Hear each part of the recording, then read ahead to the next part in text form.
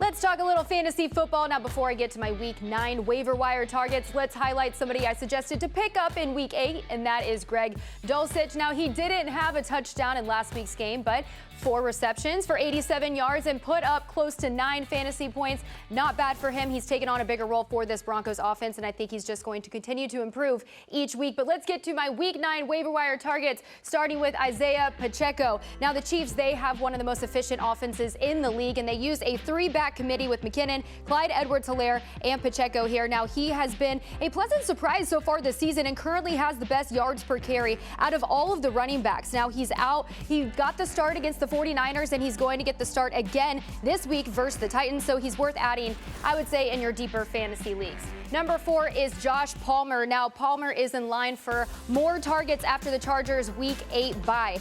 With Mike Williams out for multiple weeks due to injury, Keenan Allen, he's still questionable for Week 9. Likely he is not going to play, so this could open up an opportunity for Palmer to have a big week. Even if Allen does play, guys, Palmer and DeAndre Carter, they're still going to see a lot of targets. Taking a look at their schedule, the Falcons this week, they're playing them. This defense really struggles against the receivers. And looking at this Chargers schedules, I really like the defense that they're facing, and this is going to open up an opportunity for Palmer here. Number 3 is Devin Duvernay. Now, he is coming off a big week against Tampa Bay, securing 4 targets for 31 yards, rushed twice for 33 yards, and a touchdown, and returned 3 kickoffs for 72 yards. Not a bad day at the office. Ravens will continue to be a run-heavy offense, but there's a lot of upside for Duvernay as a receiver if he continues to see more opportunities on the ground and in the air. Now, Rashad Bateman, he is going to be out for multiple weeks due to an injury, so Duvernay, he is in line for some big games coming up here. Number 2 is Evan Ingram. He's coming off a big game himself in London last week where he had 6 targets and put up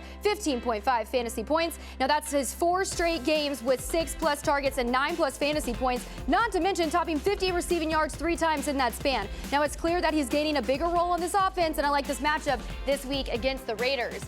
Now let's talk about my number 1, and that is Justin Fields. Despite the Bears' loss this past week, Justin Fields put up big fantasy numbers, 26 points. Now he's had 40+ rushing yards in 6 straight games, scored on the ground in 2 straight, and has thrown 5 TDs in the last 4 games, which is a huge improvement compared to his tough start this season. And I think he's going to continue to get better with the matchups on deck, where the next 3 opponents are in the bottom 4 in the league against fantasy quarterbacks. So he has potential to do really well this week against the Dolphins. And this is my Week 9 waiver wire targets.